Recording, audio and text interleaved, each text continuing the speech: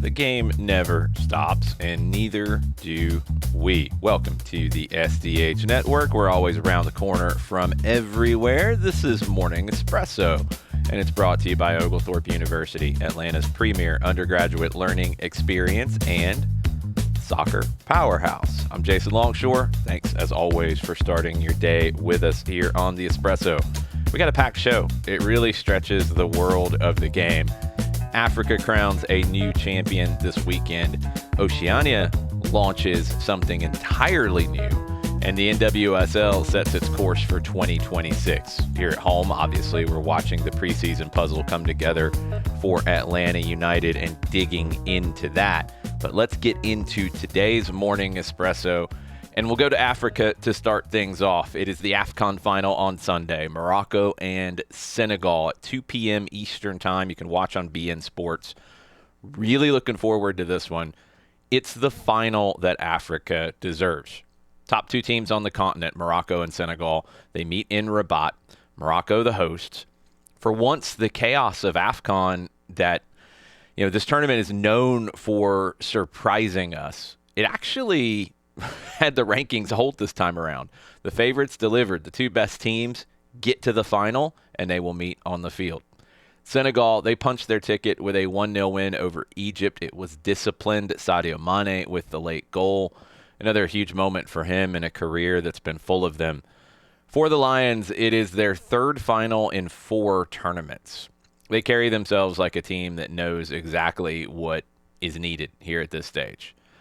Morocco does as well. They had a tougher road to get here, a scoreless draw with Nigeria. They advanced on penalties in front of a home crowd that was definitely holding its breath in moments. That's been the story of the tournament for the Atlas Lions. They have been nervy at times. I think the expectations have been gigantic for them. But they've risen to the occasion every single time. Defensively, Morocco have been outstanding. 1 goal conceded in 6 matches. That came from the penalty spot. Walid Regragui, he's built a team that presses aggressively. They move the ball forward with tempo. And they look more and more comfortable being not just the hosts in this tournament, but being favorites and being a team with heavy expectation. A huge part of that has been the emergence of Neil El Ayounawi. He's 24 years old. He's been playing every minute of the knockout rounds. He's provided some balance in midfield, and he stepped up to bury a penalty in that semifinal.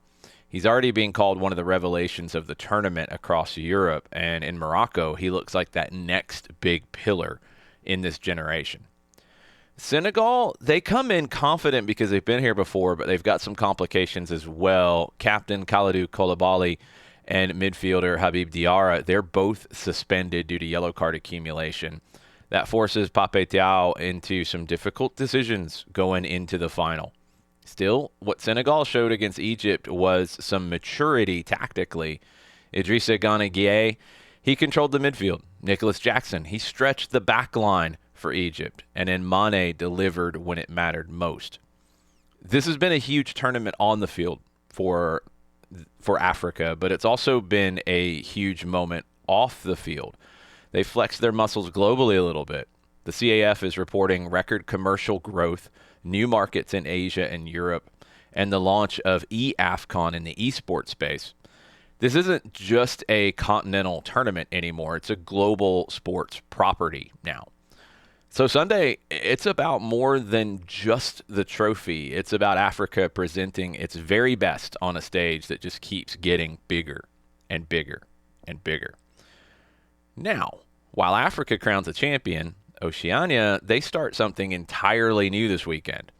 In Auckland, Vanuatu United and Fiji's Bula FC kick off the first match in the history of the OFC Pro League. For the first time ever, every confederation in world football now has a professional club competition. That's a big deal. It's hard to overstate what this means for this region. For decades, Oceania has been rich in talent but poor in opportunity. Small populations, limited resources.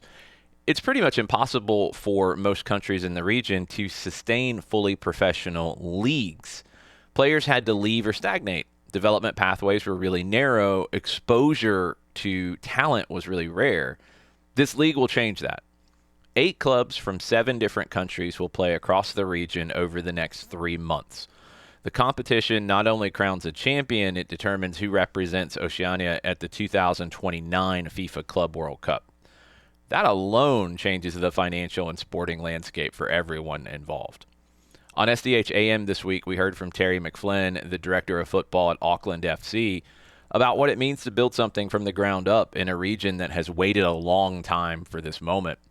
And we also told the story of David Yu at South Island United, whose journey into this league captures exactly what this competition can be for players who suddenly find themselves in a professional environment that just didn't exist a year ago.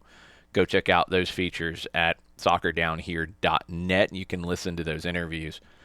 The structure of this competition, it's ambitious. Matches across New Zealand, Papua New Guinea, Fiji, the Solomon Islands, and beyond before the finals return to Auckland. Critically, every match will be streamed live and free worldwide on FIFA Plus, alongside strong local broadcast partnerships throughout the Pacific. It's a good way to build a league. It's not quietly, it's not halfway, but with a belief that this region and these players and these clubs deserve to be seen. I'm excited to check in on the OFC Pro League and see talent that we really haven't had access to see before, and I think talent that will be maybe making more moves into whether it's USL, whether it's MLS, whether it's other leagues around the world. I think you're going to put these players in a spotlight that they just haven't had access to before. Very, very cool to see the OFC Pro League get started this weekend, and you can watch it all on FIFA Plus. Let's bring it back home for the domestic focus. Houston Dynamo, they are circling a major move with Cruz Azul midfielder Mateusz Bogusz potentially filling their open designated player slot. Reported $10 million offer is on the table. Pat Onstad is trying to stay diplomatic publicly, but everything points to the negotiations being pretty well advanced. In Cincinnati, the club continues its South American pipeline with the signing of Ecuadorian wingback Brian Ramirez from Liga de Quito. Deal runs through 2029. LDU keep a sell-on percentage. Shows a real belief that Ramirez's MLS move is just the beginning of a big step in his career. Orlando City, they locked in one of the league's most productive attackers, extending Martin Ojeda through the 2028 season with an option year beyond. Coming off a career-best campaign, Ojeda is the centerpiece for Orlando and their attacking identity. Vancouver, they added some midfield depth with Oliver Larraz through free agency. Sporting Kansas City brought in Calvin Harris to bolster their front line. Charlotte claimed Austrian international David Schnegg to add some competition at left back. And we'll bounce across the Atlantic Ocean. Milan, they finally gave Christian Pulisic a night off as they've managed his workload in a congested schedule. That hamstring issue that was an issue for the U.S. men's national team in the fall, they're going to have to balance that, and Mauricio Pochettino will be begging Max Allegri to balance that between now and the World Cup. Meanwhile, back here closer to home, Nike became a founding partner of the Arthur M. Blank U.S. Soccer National Training Center in Fayetteville. Facility is going to house all 27 national teams, and it's going to deepen the infrastructure of the game in this country. Nike joins the large list of founding partners there as it gets ready to open here in a few months. Let's focus on the NWSL. The 2026 schedule is here. They made their intentions clear with the structure of the schedule. Year 14 begins on March 13th, and from opening weekend to decision day, you've got maximum visibility as a big part of the strategy with the schedule. Friday nights with games on Amazon Prime Video. Saturday nights with games on ION. ABC showcases, CBS Windows Victory Plus on Sundays. NWSL Plus filling the gaps between those. More than 200 matches nationally distributed to watch. The league's no longer fighting for airtime. It owns a lot of it. Rivalry week in July gives us Orlando versus Kansas City, San Diego versus Angel City, Seattle versus Portland, Gotham versus Washington. That's turning into a sneaky good rivalry. And then Decision Day returns on November 1st, every match airing exclusively on ESPN platforms in the United States. The league will pause through much of June as the Men's World Cup comes to North America. And then they will return with the NWSL Challenge Cup in Columbus, Ohio. Another signal that the league is expanding not just in size, but in ambition. When the season ends, the championship match will air in primetime on CBS. That tells you everything you need to know about where the NWSL now sits in the American sports landscape. Cannot wait for Atlanta to be involved in the league here in a couple of years. Around the corner, coming up on SDH AM today, it's a big morning, 10 a.m., huge interview. Rob Smethurst, the majority owner of Macclesfield, joins us to talk about the weekend that put his club in the record books. Macclesfield pulled off the biggest FA Cup upset ever, and we'll go inside what that moment meant for the players, the supporters, and the future of the club. John Nelson will also bring you some more sound from Atlanta United Sporting Director Chris Henderson as preseason continues to take shape. That conversation ties directly into our feature at soccerdownhere.net called Reclaiming the Protagonist Role. Broke down Wednesday's press conferences in a little more detail and talked about how the club is resetting its identity for 2026. Go check that out at soccerdownhere.net. The refill, some quick hits from around the world. Barcelona, they extended their winning streak to 11 with a Copa del Rey win. Hansi Flick shrugged off the numbers. He was only focused on getting through what ended up being a really difficult game against Racing Santander, the top team in the second division. Racing played them really difficult. This is an interesting team to watch. I'm excited to see them get back up into La Liga.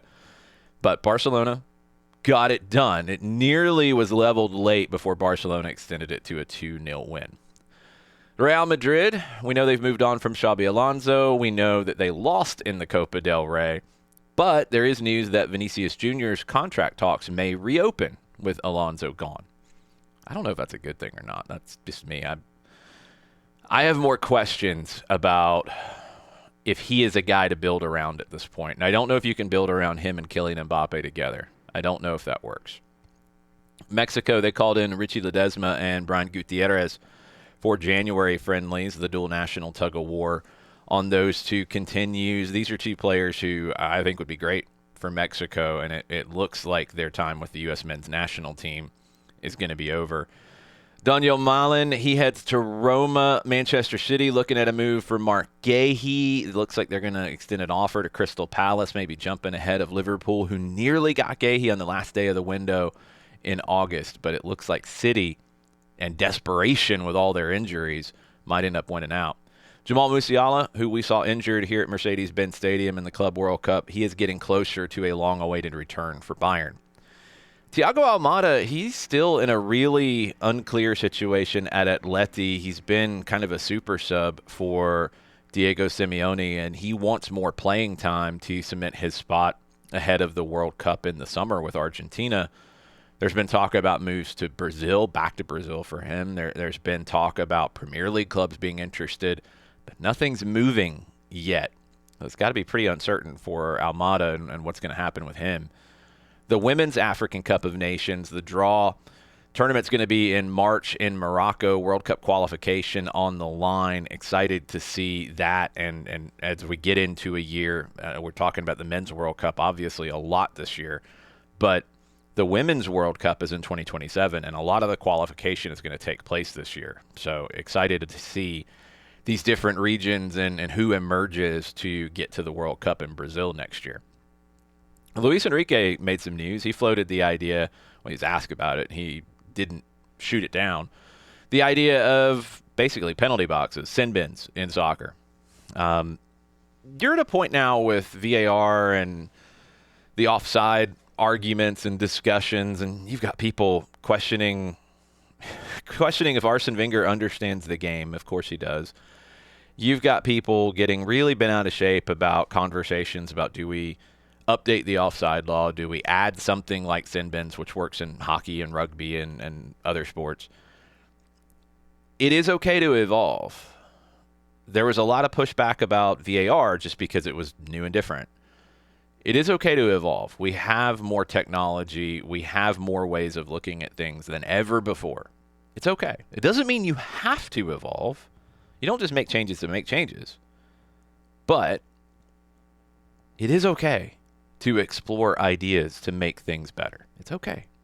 Everybody, relax. IFAB, relax. the people around IFAB, maybe more importantly. Relax. Let's see where this goes.